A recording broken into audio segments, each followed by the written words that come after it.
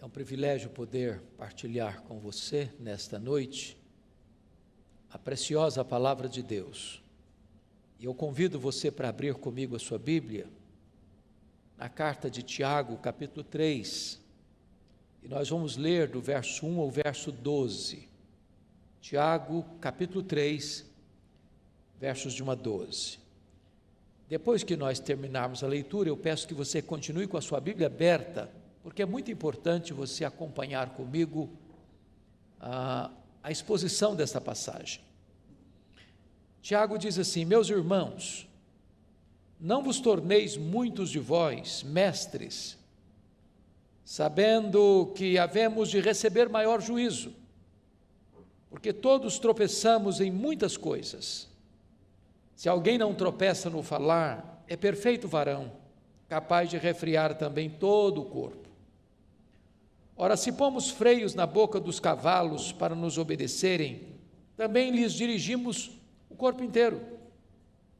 Observai igualmente os navios que, sendo tão grandes e batidos de rijos ventos, por um pequeníssimo leme são dirigidos para onde queira o impulso do timoneiro. Assim também a língua, pequeno órgão, se gaba de grandes coisas. Vede como uma fagulha põe em brasas tão grande selva. Ora, a língua é fogo, é mundo de iniquidade. A língua está situada entre os membros do nosso corpo e contamina o corpo inteiro. E não só põe em chamas toda a carreira da existência humana, como também é posta ela mesma em chamas pelo inferno. Pois toda espécie de feras, de aves, de répteis e de seres marinhos se doma e tem sido domada pelo gênero humano. A língua, porém, nenhum dos homens é capaz de domar. É mal incontido, carregado de veneno mortífero. Com ela bendizemos ao Senhor e Pai, também com ela amaldiçoamos os homens feitos à semelhança de Deus. De uma só boca procede bênção e maldição. Meus irmãos, não é conveniente que estas coisas sejam assim. Acaso pode a fonte jorrar do mesmo lugar o que é doce e o que é amargoso?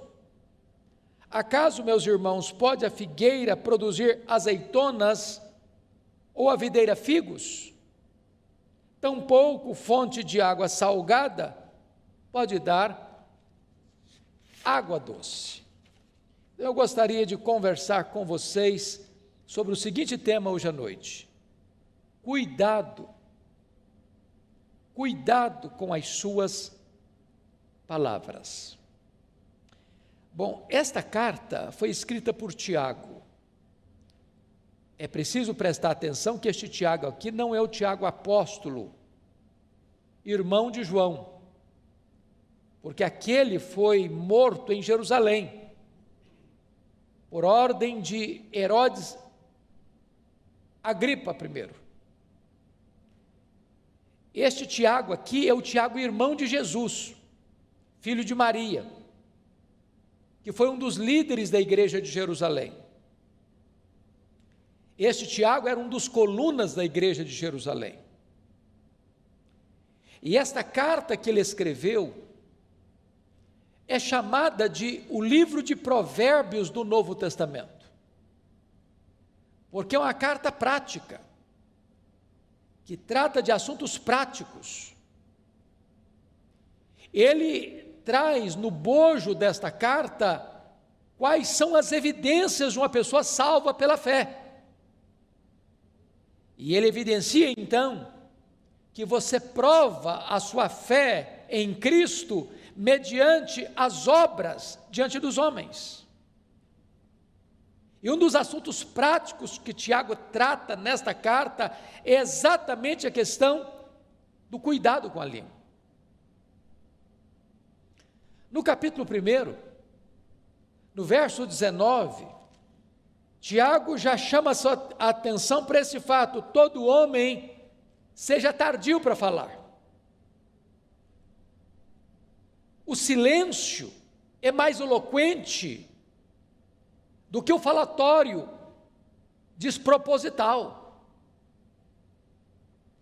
E ele avança um pouco mais no capítulo 1, no verso 26, e vai dizer: se alguém supõe ser religioso, deixando de refriar a língua, antes enganando o próprio coração, a sua religião é vã.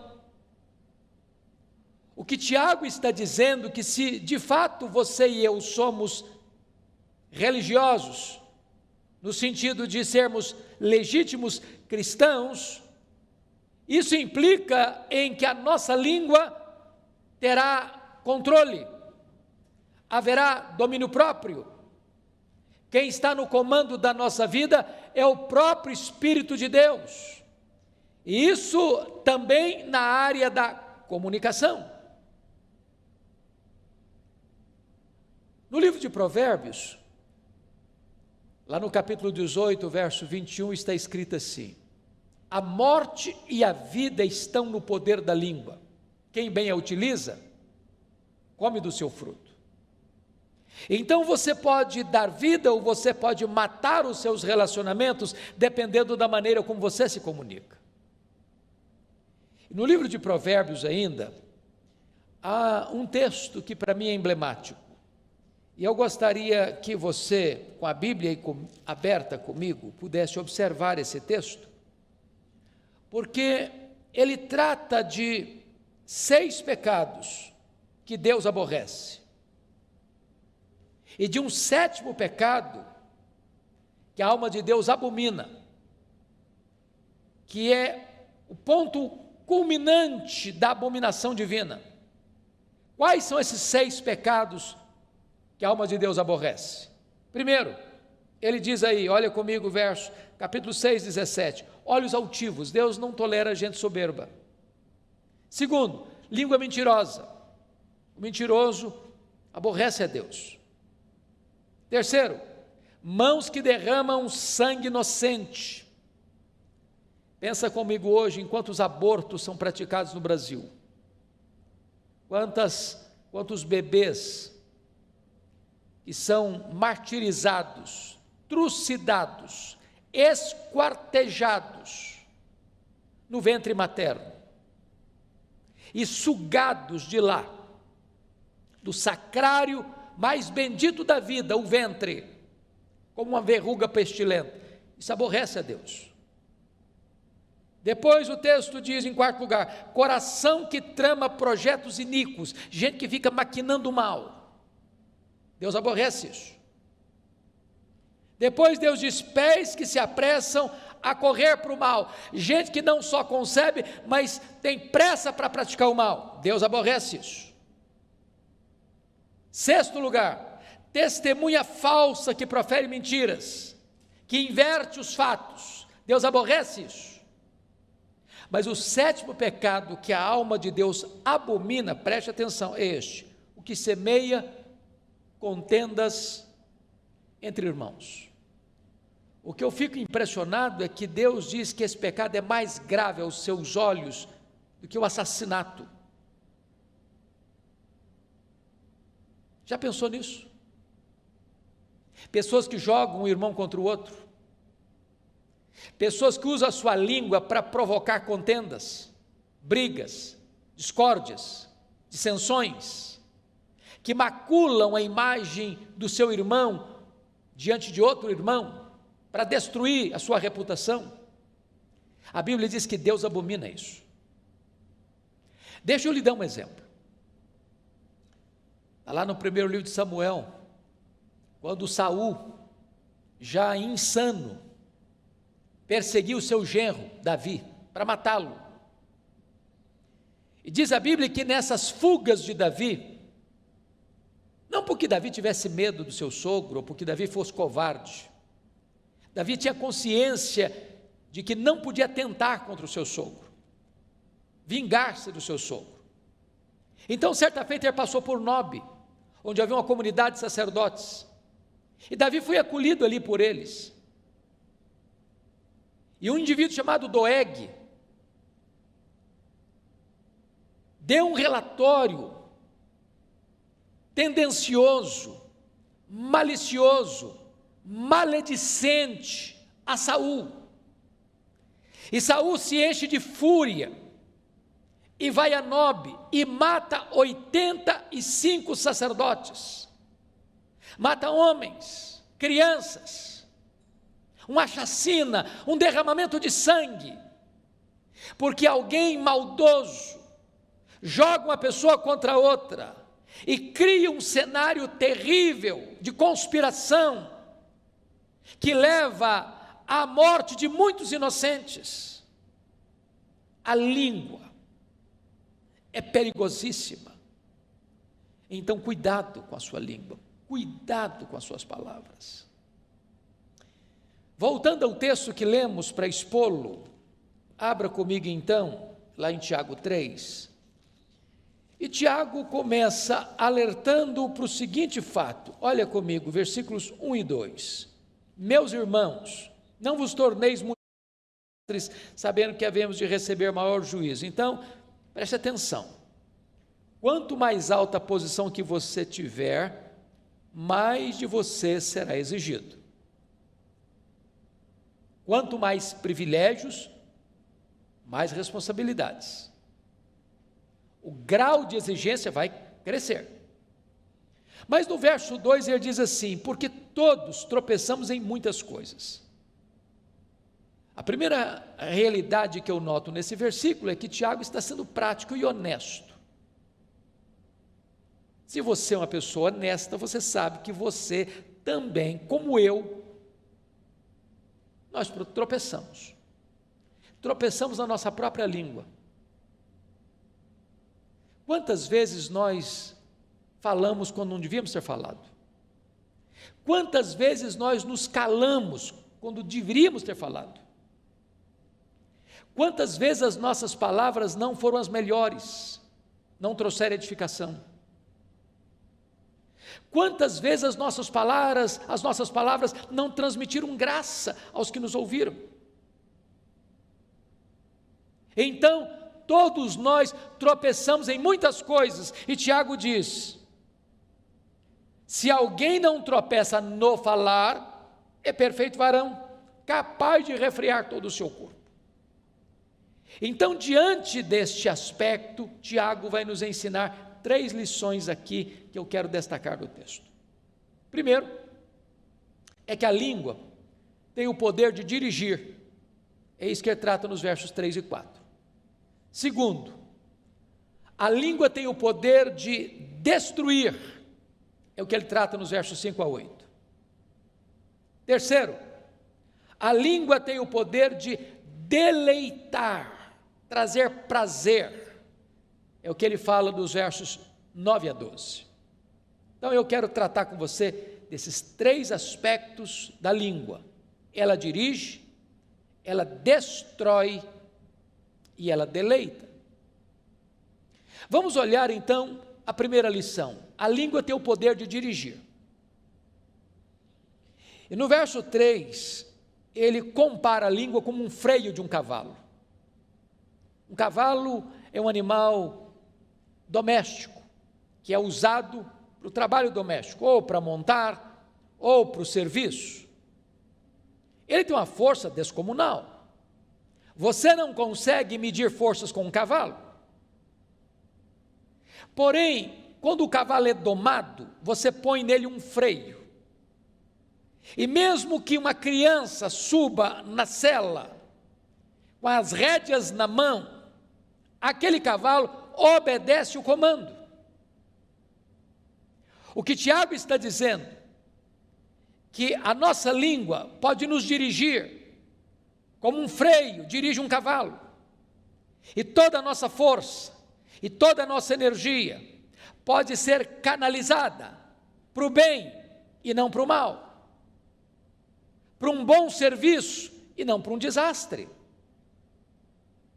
A segunda figura que Tiago usa, está no verso 4, eu peço que você observe comigo, ele compara a língua que dirige como um leme de um grande navio, que singrando os mares encapelados, enfrentando as ondas revoltas, nos mares da vida, aquele pequeno leme, o timoneiro consegue conduzir o navio para não se chocar contra as rochas, para não enfrentar um iceberg, para não ir ao naufrágio trazendo prejuízos, perdas e desastres, com muitas mortes. Então Tiago está dizendo que da mesma maneira que um leme pode conduzir, o timoneiro pode conduzir o navio nos mares revoltos da vida, se você tiver domínio na sua língua, se a sua língua estiver domada pelo Espírito Santo, você vai ser conduzido em segurança, não permitido que você produza desastres por onde você passar. Este é o primeiro aspecto. Bom, você conhece tantas pessoas que por causa das suas palavras levam pessoas à ruína. Eu já assisti alguns filmes, por exemplo, da Segunda Guerra Mundial. É sabido de todos que Adolf Hitler era um orador que eletrizava as multidões. Ele conseguia manter presa uma vasta multidão com os seus discursos eloquentes, mas induzindo essas pessoas para o mal, para a destruição, para a ruína. E foi um dos homens mais perversos da história, um homem que manchou suas mãos de sangue e deixou um legado inglório, vergonhoso, desastroso para a história da humanidade, porque esse dom da palavra foi usado para o mal. Ao mesmo tempo você pega o exemplo de Martin Luther King, que foi um homem que usou o seu discurso, não para provocar desavença, dissensão, guerra, mas num tempo de grandes tensões no seu país, de segregação racial, ele consegue fazer um grande movimento de paz, porque você pode dirigir a sua vida para o bem ou para o mal.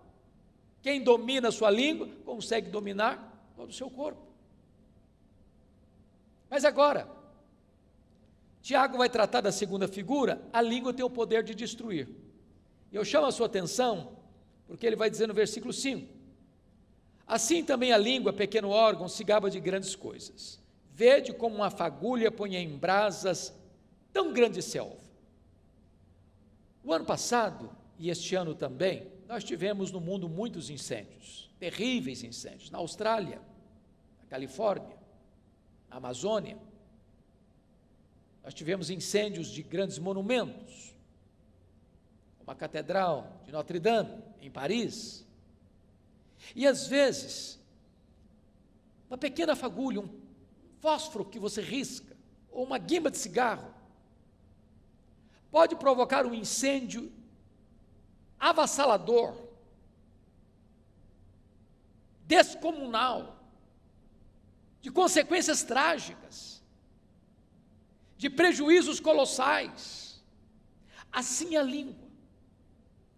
Um comentário maledicente, sobretudo em épocas de fake news, de redes sociais, onde se mina a reputação das pessoas, se espalha mentiras acerca das pessoas, se induz as pessoas a formarem uma opinião errada acerca de outras pessoas.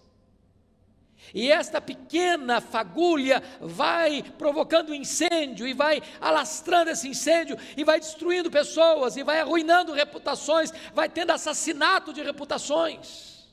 Então cuidado com a sua língua, não promova a mentira, não promova a maledicência, não coloque as suas mãos para espalhar mentiras e fake news. Cuidado com a sua língua.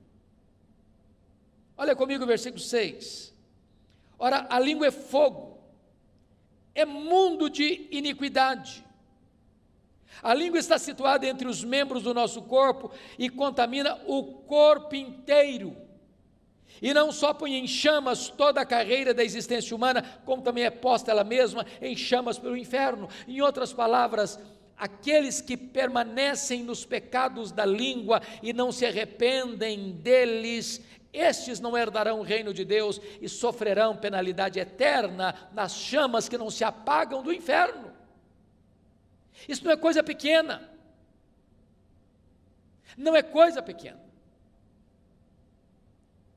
Nós já falamos aqui à luz de Provérbios 6, que este é o pecado que a alma de Deus abomina.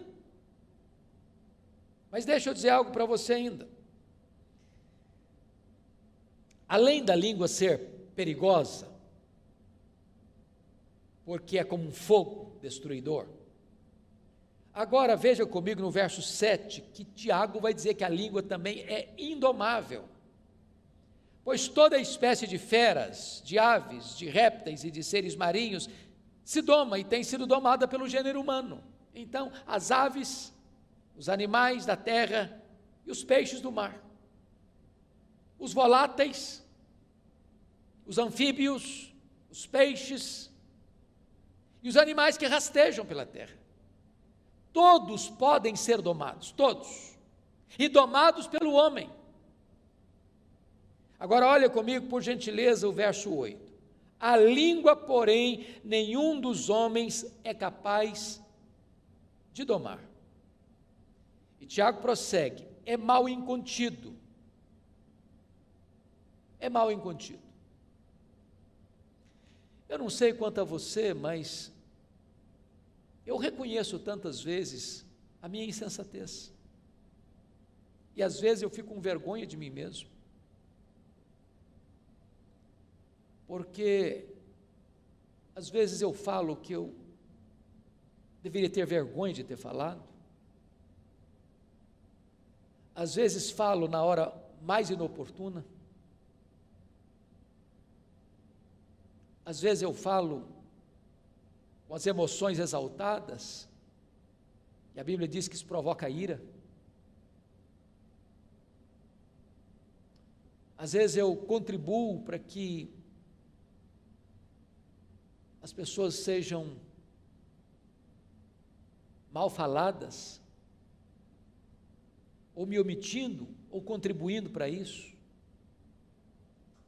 E eu preciso admitir, à luz do diagnóstico do texto bíblico, que de fato a língua é um mal incontido, e uma fera enjaulada atrás dos nossos dentes, que até hoje não conseguiu ser domada.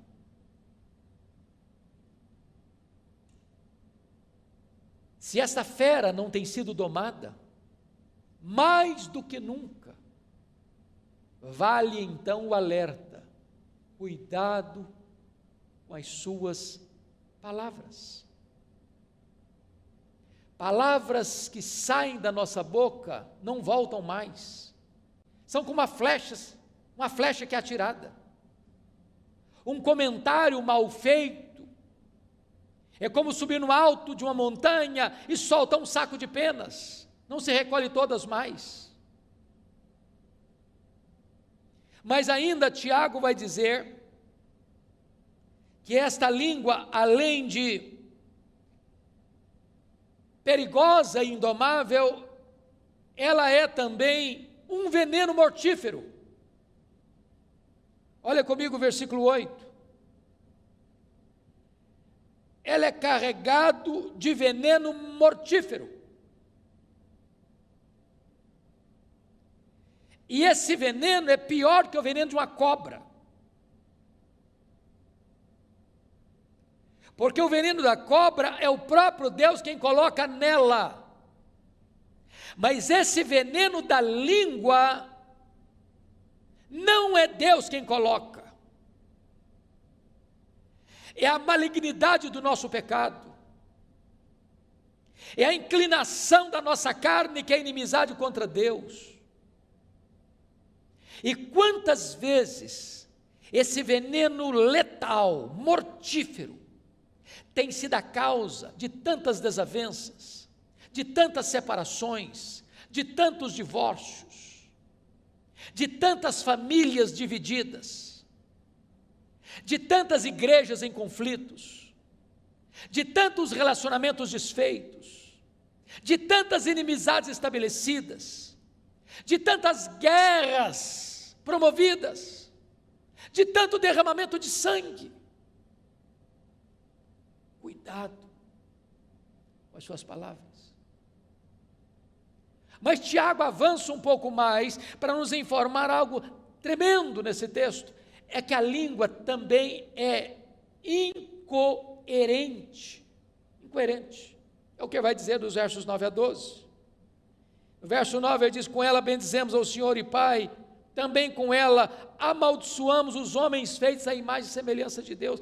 Meus irmãos, quantas vezes você acaba de sair de um culto devocional, onde você cantou hinos, fez orações, proclamou a palavra de Deus, e às vezes até mesmo dentro do pátio da igreja, após o serviço sagrado, a conversa muda, o assunto muda, um irmão fala mal do outro, um irmão critica o outro, um irmão joga o irmão contra o outro,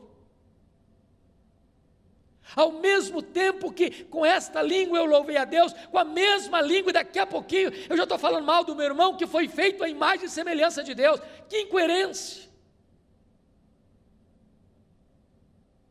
E Tiago então vai fechar, e eu termino também, com mais duas figuras. No verso 11, ele vai dizer que a língua é como uma fonte. Acaso pode a fonte jorrar do mesmo lugar o que é doce, o que é amargo? E depois a última figura que ele usa é a figura do fruto, no verso 12. Acaso, meus irmãos, pode a figueira produzir azeitonas, ou a videira figos? Olha que coisa interessante, você já viu isso? Você já foi numa fonte? Você vai lá hoje, a água é doce, aí você volta no outro dia, a água está salobra, aí você volta no terceiro dia, ficou doce de novo, você volta no quarto dia, está salgada. Não existe isso.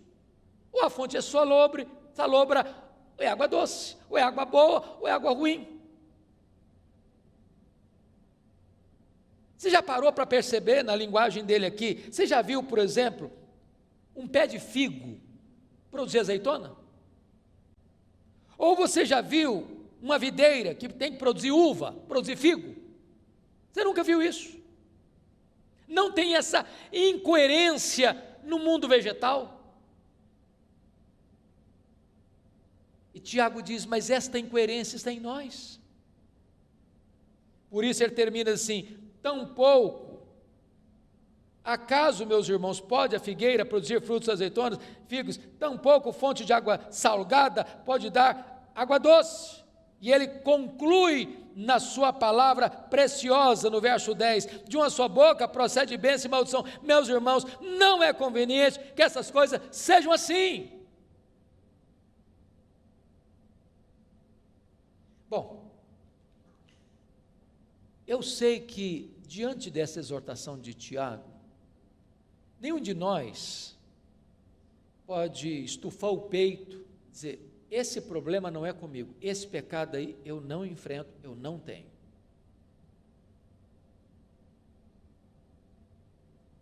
Se formos honestos, temos que vestir todos nós a carapuça e dizer, pô, Tiago está falando é comigo, é com você. Qual a orientação que a Bíblia nos dá? Meus irmãos, não é conveniente que seja assim. Nossa língua não deve ser incoerente. Não pode ser hoje uma fonte de água boa, doce, e amanhã uma fonte de água salgada.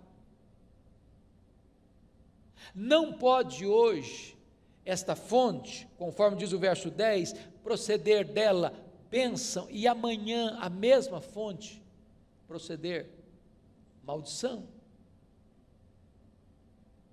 Então peço a sua vênia, para encerrar, lendo um texto da Bíblia com você, que é Efésios capítulo 4, verso 29, e aqui com a leitura desse texto eu encerro. Olha o que Paulo vai nos ensinar sobre este assunto. Efésios 4, 29, ele diz assim: não saia da vossa boca nenhuma palavra torpe, palavra suja, e sim, unicamente, a que for boa para edificação. Se não é para edificação, fica calado. E ele diz mais, conforme a necessidade. Tem hora que não é hora de falar, não, é hora de ficar calado mesmo, só se for necessário. E ele diz mais, e assim transmita graça aos que ouvem.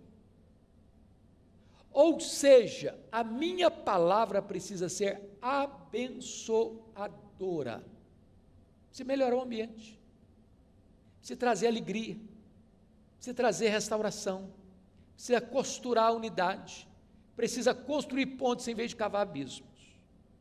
Então que Deus nos ajude, que Deus tenha misericórdia de nós, e fica aqui o alerta.